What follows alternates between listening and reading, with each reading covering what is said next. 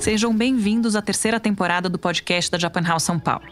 Eu sou a Natasha Barzag-Genem, diretora cultural da instituição, e quero te convidar para vir comigo em mais uma viagem pelo cinema japonês. Bom, como num bom filme, o tempo passou voando e a gente já tá no nosso 8º e último episódio. Já tô até com saudades, Pedro. Nem me fala, Natasha. Só de pensar que eu não vou ter uma desculpa na ponta da língua para parar tudo e ver um filme japonês, eu já fico triste. Mas enfim, como se precisasse de desculpa para isso, né? Pois é, até parece. Pedro, nessa temporada, a gente voltou os olhos e os ouvidos para tudo que a gente julgasse dizer respeito ao cinema japonês. Entraram na roda os samurais, um monte de animação do estúdio Ghibli, umas criaturas assustadoras e outras nem tanto. A gente também passou um pente fino na performance do cinema japonês nas premiações ao longo dos anos, colocou uma lupa nas adaptações literárias para o cinema.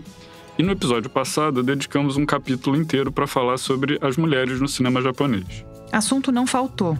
Bom, vocês devem ter reparado que, fora uma exceção ou outra, a gente sempre estava olhando para trás na hora de abordar o cinema japonês, né? Correto. A gente tem quase uma obsessão em contextualizar tudo tintim por tintim e localizar os filmes e diretores historicamente na época que eles viviam no Japão. E aí, no episódio passado, enquanto a gente estava falando da mulher no cinema japonês, que é uma tendência a ser vista mais no futuro do que no presente e no passado da história do cinema no Japão, a gente achou que seria interessante fazer um exercício de continuar olhando para frente. Perfeito. E, claro, como a gente não tem bola de cristal ou qualquer outro tipo de artefato que consiga nos revelar o futuro com clareza, vamos dar uma passeada por alguns sucessos mais recentes e tentar esse exercício arriscado que a Natasha propôs, palpitar sobre o que vem por aí. Hoje, no último episódio da terceira temporada do podcast da Japan House São Paulo, a gente debate o futuro do cinema japonês.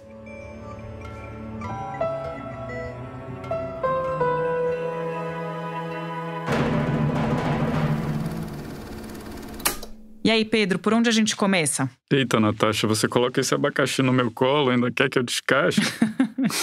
Bom, o bambambam do cinema aqui é você, né? Eu admiro profundamente o cinema como um todo, mas não arrisco nem de longe a alcunha de especialista. Se o assunto fosse artes visuais, você ia ver como eu ia tirar onda. Tá bom.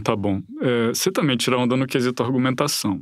Deixa eu ver por onde começamos. Acho que por onde a gente terminou no episódio passado. Que tal? Opa, achei a ideia excelente. Afinal, várias diretoras contemporâneas acabaram ficando de fora do nosso apanhado. A primeira que a gente vai trazer hoje aqui é a Miwa Nishikawa. Acho que ela é, assim, uma diretora fenomenal. A Kakao Ideguchi aparece tanto aqui no podcast que eu nem sei mais se é preciso apresentá-la para os ouvintes. Verdade. E a gente agradece a ela demais pela disponibilidade de sempre. Mas para quem ainda não relaciona diretamente a voz à pessoa, a Kakao é especialista em cinema japonês e produtora de conteúdo da página sobre cultura japonesa Japonismos no Instagram. Vamos voltar para Miwa Nishikawa. E ela tem um caminho muito interessante, porque quando a gente está falando de mulher na direção, a gente não consegue não falar de gênero, de problemas relacionados ao gênero. Então, todas as questões que essas diretoras encontram e todas as soluções que elas trazem têm a ver com o fato de elas serem mulheres. Tá aí uma coisa que eu acho interessantíssima sobre a Nishikawa e o porquê dela ser uma diretora ideal para abrir um episódio que aborda o futuro no cinema japonês. A Nishikawa sempre foi questionadora. Ela nunca aceitou o, entre aspas, papel que era reservado às mulheres no cinema japonês. E para questionar com ainda mais propriedade todas essas problemáticas, ela se dedicou a estudar essas questões. Ela pensou muito sobre isso. Ela é tida como uma diretora intelectual. É como se ela tivesse criado uma persona de uma forma bem programada para ela não ser lida como uma diretora mulher. Sabe esse recorte de gênero? Ela não é uma diretora de filmes. Ela faz filmes para mulher, ela é uma diretora mulher. A Nishikawa, ela não queria isso.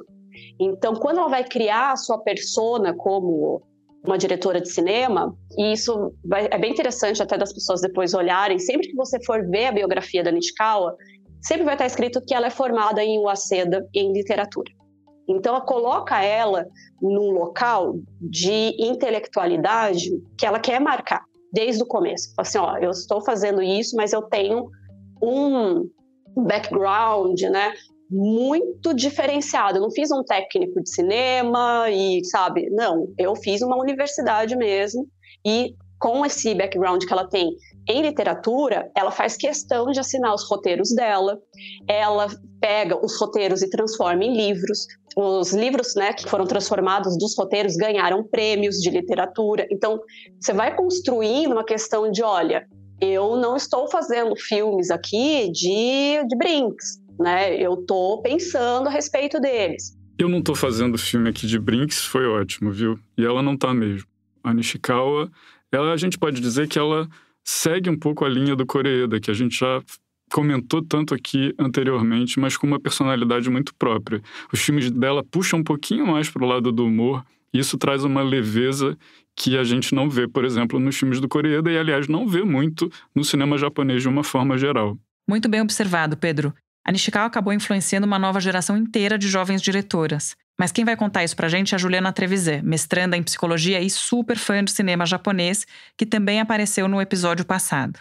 E ela começa essa lista de diretoras que tem ditado o rumo do futuro do cinema japonês com a Naoko Ogimami. Ela também faz filmes muito bonitos. São muito, muito sinceros também. São mesmo, viu? Mas antes de entrar no argumento dos filmes da Ogigami, eu queria trazer aqui um pouquinho da biografia dessa diretora. A Naoko Ogigami se formou na Universidade de Chiba e logo depois se mudou para os Estados Unidos para aprofundar os estudos sobre cinema na Universidade do Sul da Califórnia. Mas voltando para o Japão, parece que, beleza, eu aprofundei meus estudos, mas a minha realidade é essa, então o que eu vou mostrar é isso, né? O contexto histórico, social, político que eu vou mostrar nos meus filmes é o que eu estou vivendo, né? Mesmo que tenha um estudo em outro país, né?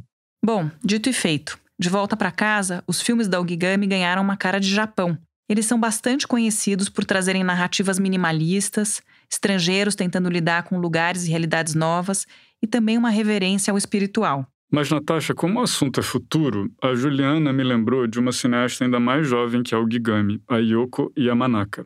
A Yoko Yamanaka nasceu em 1997. Natasha, você acredita que a gente já está vendo filme de gente que nasceu em 97? Para mim, a ficha demora a cair. E a trajetória impressionante dela não para por aí, não. Conta pra gente, Juliana. E ela fez o primeiro filme com 19 anos.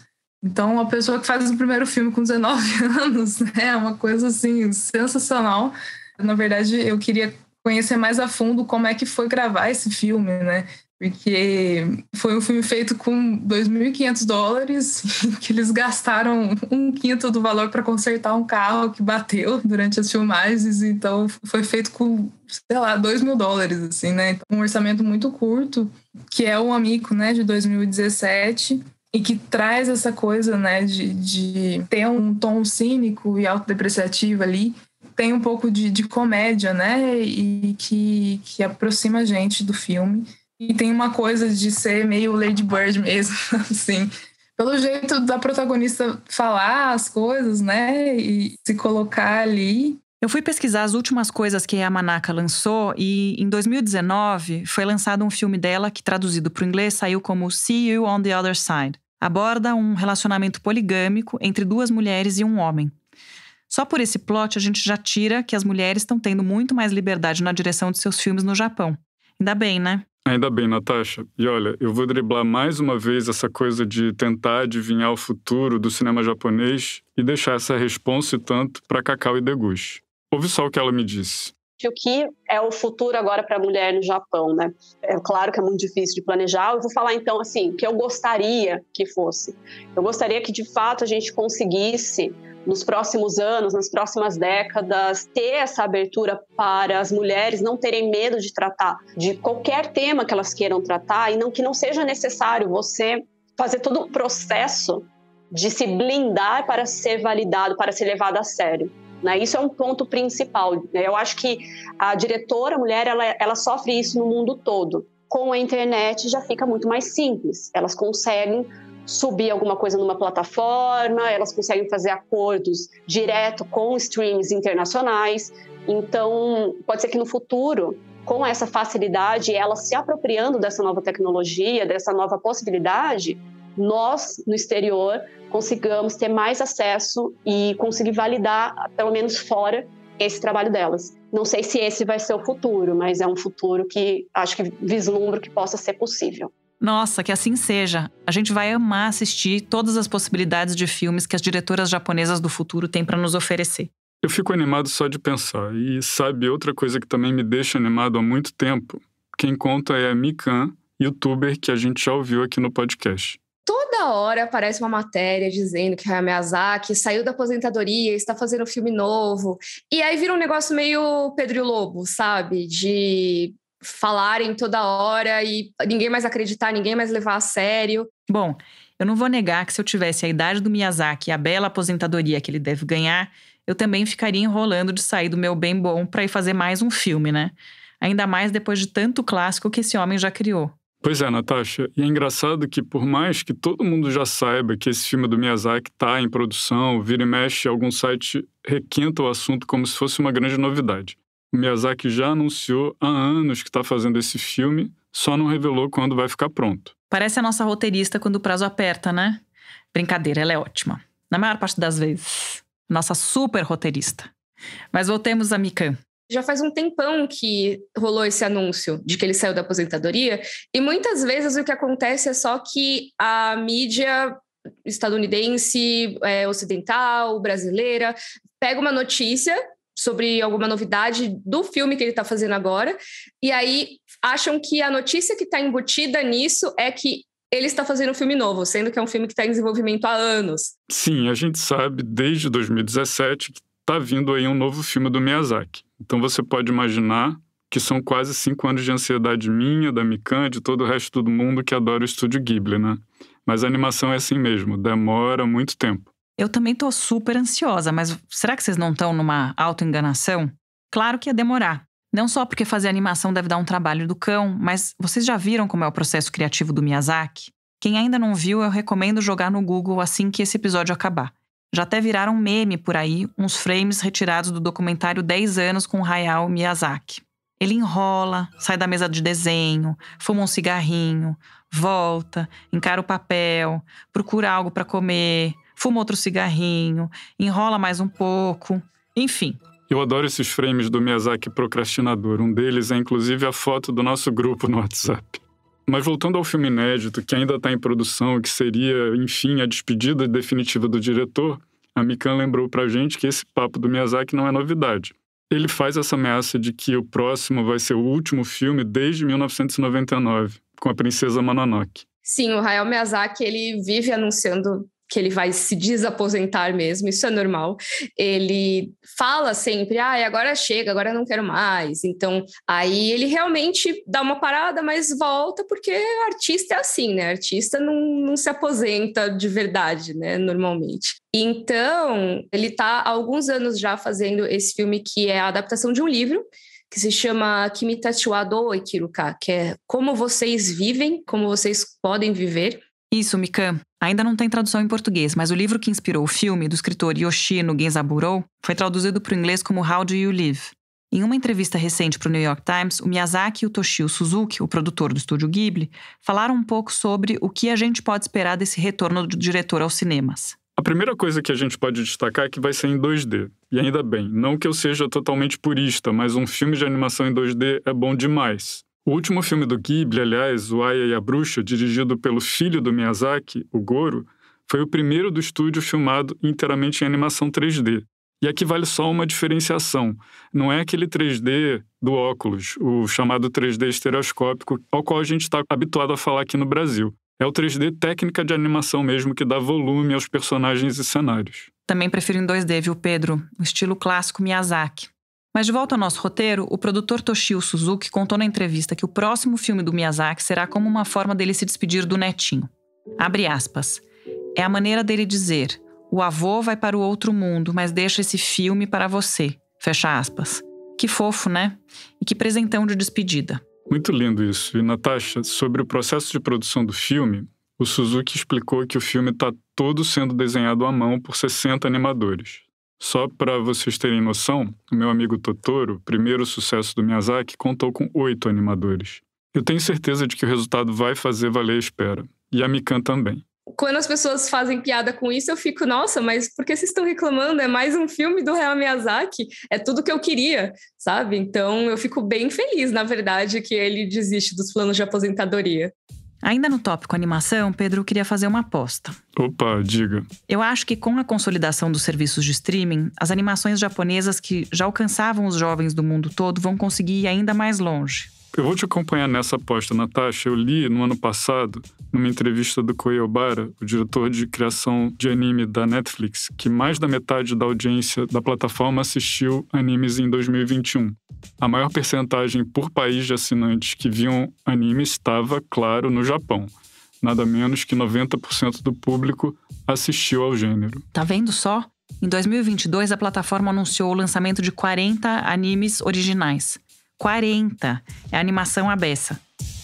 Pedro, voltando às nossas apostas. Eu sei que muita gente deve estar esperando a gente falar do Hirokazu Koreeda, por causa do assunto de família, ou do Ryosuke Hamaguchi, pelo Drive My Car, já que os dois foram os maiores sucessos do cinema japonês contemporâneo. Só que a gente não tem dúvida alguma que tanto Koreeda quanto Hamaguchi vão continuar lançando filmes maravilhosos. Então, decidimos aproveitar o espaço para poder falar sobre aqueles talentos que, apesar de não terem feito tanto barulho por aqui, são nomes nos quais a gente tem que ficar de olho e depois ainda tirar onda de que já conhecia antes da fama. Isso mesmo, Natasha. E para isso, eu pedi a ajuda de um amigo meu, Felipe Furtado, um super crítico de cinema, um cara antenadíssimo, que sabe tudo que está rolando lá fora. Eu vou recomendar que o ouvinte pegue uma caneta ou abra o bloco de notas do celular, porque vem muita sugestão boa por aí, viu? A gente também quer relembrar aqui que, para quem quer saber mais, vale dar um pulo lá no site da Japan House para ver os conteúdos extras que a gente compilou. Bom, para aquecer, a gente pediu para o Felipe fazer um contestão do cinema japonês dos últimos anos. O cinema japonês teve uma certa crise razoável quando a indústria passou por um certo colapso nos anos 80, que às vezes é exagerado, porque eu acho que tem muitos filmes interessantes feitos nesse período, mas é real de que a produção diminuiu, as condições de realização certamente não são as mesmas, né? E isso foi um processo bem longo de reconstrução. Isso não é tão completamente diferente do que aconteceu no Brasil em certo momento, assim, né? Os americanos começaram a dominar mais a taxa de exibição, o espaço para os filmes se reduziu, e isso acabou tendo efeitos claros na produção, né? Assim, eu acho que no começo dos 2000 em particular, houve um momento bem rico de renovação de realizadores, né? E essa saída desse colapso no cinema deu força para que um monte desses jovens diretores que a gente já citou aqui no podcast conseguissem tirar do papel ideias maravilhosas. Como, por exemplo, o Hamaguchi, né, que eu acho que no momento está fazendo bastante sucesso e que era um cara que já estava aí trabalhando, tinha uns bons 10, 12 anos, né? Na hora que você pensa no cinema japonês hoje, essa é a primeira coisa que, obviamente, ainda tende a ser alguns caras que estão aí há muito tempo trabalhando, né? Por exemplo, o Kiyoshi Kurosawa, que foi professor do Hamaguchi, o próprio Takashi Miike, o próprio Kitano. Assim, você tem umas figuras que eu acho que são menos conhecidas, né, do público brasileiro, que eu acho que vale a pena destacar, né? Boa, Felipe. Tá na hora da gente conhecer filmes e diretores novos, viu? O primeiro dos diretores que o Felipe listou pra gente se chama Nobuhiro Yamashita. Como vários outros dos diretores que a gente abordou por aqui, ele também frequentou a Universidade de Artes de Osaka. Desde a faculdade já dava para apostar que ele ia longe. O TCC dele, digamos assim, um filme chamado Hazy Life, ganhou o grande prêmio da competição Off Theatre no Festival Internacional de Cinema Fantástico de Yubari de 2000. E não parou por aí. Ele também ganhou o prêmio de melhor diretor no Hoshi Film Award em 2007 por A Gentle Breeze in the Village e The Matsugane Potshot Affair. Bom, vocês devem ter notado que a gente falou a maior parte dos títulos em inglês, né? E como nosso inglês anda mais afiado do que o nosso japonês, a gente optou por citar os títulos nesse idioma. Um terreno linguístico muito mais seguro. Vamos ouvir o que o Felipe tem para dizer do Nobuhiro Yamashita. O Nobuhiro Yamashita, que começou a filmar na virada do século, mais ou menos, acho que o programa dele de 99 ou 2000, e que faz geralmente filmes muito voltados a personagens jovens e que tem um retrato muito bem construído dos universos que ele realiza, né? Eu especialmente gosto de um filme chamado Linda, Linda, Linda, que é um filme do meio dos anos 2000, que é sobre um grupo de adolescentes que está montando uma banda de rock, elas passam o filme todo ensaiando a mesma música, né? Assim, eu acho o filme muito bonito, né? E a gente não traduziu o Linda, Linda, Linda não, viu? O nome do filme é esse mesmo. O título foi inspirado na canção Linda, Linda, de 1987, da banda de punk rock japonês The Blue Hearts. Coloca um pedacinho aí, produção. Linda, linda, linda, linda, linda, linda, linda, linda, linda, linda. Tá vendo que não é só a gente que faz essa mistura de idiomas? Mas agora eu quero um filme que conte a história de como esse grupo de punk rock japonês acabou escrevendo uma canção chamada Linda Linda. A gente vai ter que encomendar pro Yamashita. Se existiu uma musa inspiradora para a canção, é bem capaz que ele tope a empreitada, porque o Felipe contou que os filmes dele abordam principalmente a vida de adolescentes e jovens mulheres. Ele, assim, o Yamashita está aí trabalhando bem regularmente, já tem algum tempo. Por exemplo, tem um outro filme dele que eu gosto bastante, que chama Tamaki Moratorium, em inglês, não sei, acho que nunca passou aqui no Brasil, que também é sobre uma jovem mulher ali de 20 e poucos anos, naquela idade pós-faculdade, sem saber muito o que fazer da vida, né? E o filme, eu acho que tem um retrato muito bom desse universo. Assim, de modo geral, o Yamashita tem um olho muito bom para este tipo de personagem. Pois é, Natasha, lembra que a gente comentou sobre humor no cinema japonês, que talvez não seja, digamos assim, o forte, se a gente olhar o conjunto da produção do país? O Yamashita é uma exceção dessas. Ele usa bastante humor nos filmes dele. Tem um filme, por exemplo, chamado Ramblers, de 2003, que tem uma sequência espetacular, que são dois jovens que estão conversando com uma garota num balcão de um bar. E eles começam a falar dos assuntos mais aleatórios. Lembra, inclusive, até um pouquinho aqueles diálogos do Tarantino, sabe? Bom, e retomando o comentário do Felipe, um personagem que saiu da faculdade, que não sabe muito bem o que vai fazer da vida, é uma figura que tem todos os cantos, né? Tem em todos os países. Alô, Renata de Almeida, da Mostra Internacional de Cinema de São Paulo. Bora trazer esse filme para o festival. E se a Renata e outros curadores estiverem nos ouvindo, a gente vai continuar aqui na audácia de dar mais indicações. A gente não, né? O Felipe. Ele tem mais uma dica que pode ajudar a gente a decifrar o futuro do cinema japonês. A diretora Akiko Oku. É uma diretora que está fazendo filmes, eu acho, muito interessantes, voltados ali para o retrato da mulher japonesa hoje, né? Ela fez um filme que eu acho muito, muito legal, chamando Tremendo dos Pés à Cabeça, em 2017. E um outro agora, ano retrasado, chamado Hold Me Back, que são ambos filmes assim, que eles são retratos de mulheres ali chegando nos 30 anos, com muitas indecisões na vida. Em ambos os filmes, elas têm uma possibilidade romântica, mas ao mesmo tempo os filmes, claro, não querem definir ela por isso. É quase o contrário, de certa forma. São filmes que lidam muito com a ideia de que você tem uma pressão na sociedade japonesa para formar casal e resolver na vida, e as personagens são meio perdidas a respeito disso. E para manter a tradição dos diretores que foram alunos de outros grandes diretores, a Akiko Oku foi aluna do Kiyoshi Kurosawa. Mas vamos voltar para os filmes Hold Me Back e Tremendo dos Pés à Cabeça, cujo nome eu achei espetacular, aliás. No Tremendo, a personagem principal, basicamente, ela é obcecada por um cara que ela conheceu e ao longo do filme vai percebendo que aquilo não faz muito sentido. E no Hold Me Back é quase o contrário, tipo assim, um empregador com quem ela se encontra regularmente convida ela para sair, e isso vira um pânico para ela, porque ela está tão acostumada com a ideia da vida dela ser solteira, que a ideia de que um homem está interessado nela, meio que vira a cabeça dela de cabeça para baixo. Assim, geralmente, as personagens dos filmes dela sofrem de ansiedade de uma maneira ou de outra, e assim, eu acho que é um tipo de retrato que você não costuma ver o cinema dando muito conta, então eu acho que são muito interessantes, assim. Personagens com ansiedade são realmente o retrato de uma geração inteira, né? Tá aí uma diretora cujos filmes deveriam estar rodando o mundo todo. Já coloquei aqui na minha lista esses 2 filmes dela pra gente assistir. E que felicidade ver mais uma diretora mulher no nosso podcast. Alegria tremenda. Acho que essa é uma previsão que a gente pode cravar. Cada vez mais realizadoras japonesas conseguindo se estabelecer no cinema mundial. Exatamente. Sobre a Akiko Oku e o Nobuhiro Yamashita, o Felipe ainda deu um arremate final. Esses são realizadores que eu acho que têm uma pegada muito interessante, assim, que conseguem fazer coisas renovadoras dentro da uma loja que são bem próprias do cinema japonês, mas que ao mesmo tempo são bastante específicas, né? Assim, que eu acho que são refrescantes e ao mesmo tempo respondem bem a tanto a sociedade japonesa quanto, vamos dizer assim, a tradição do cinema japonês, que eu acho que mereciam ser melhor conhecidos. E com sorte serão, viu?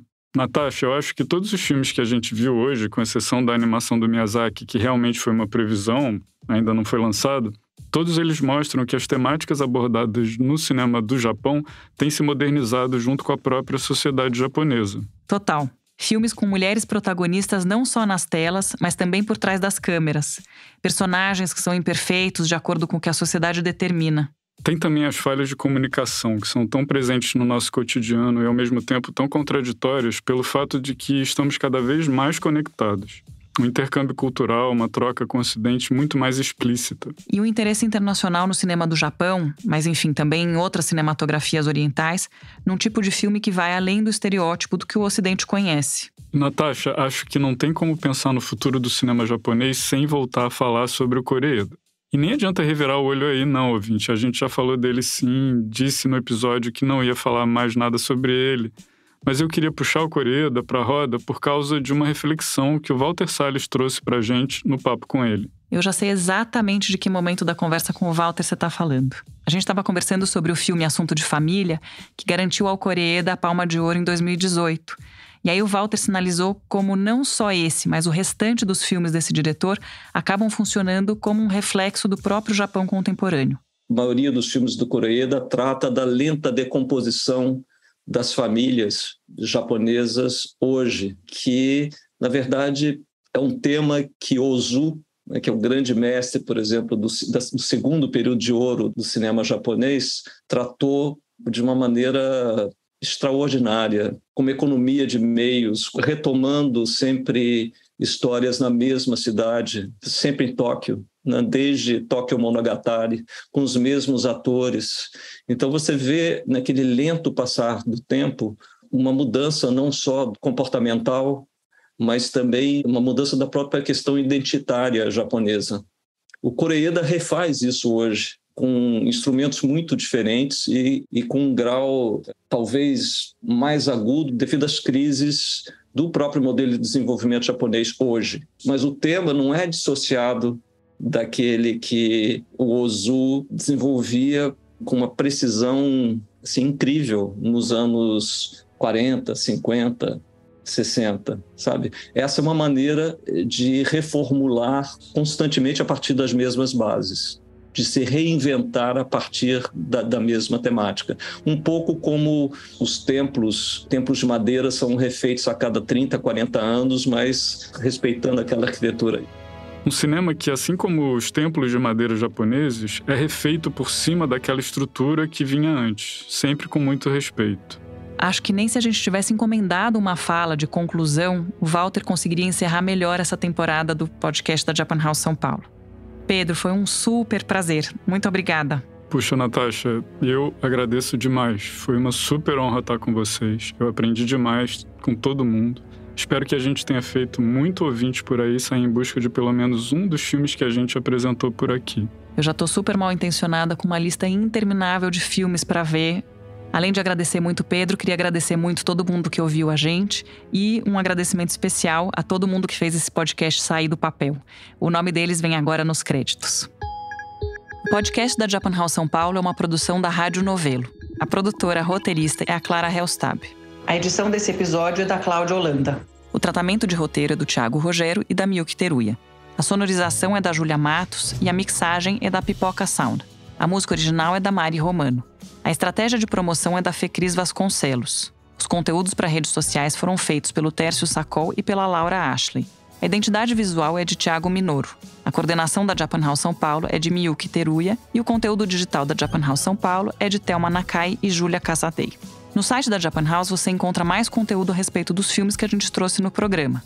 Eu, Natasha Barzag Genem, diretora cultural da Japan House São Paulo, apresento essa temporada na companhia do Pedro Butcher. Até mais, Pedro. Até mais, Natasha. Bom, eu espero que a gente se encontre por aí nas sessões de filmes japoneses.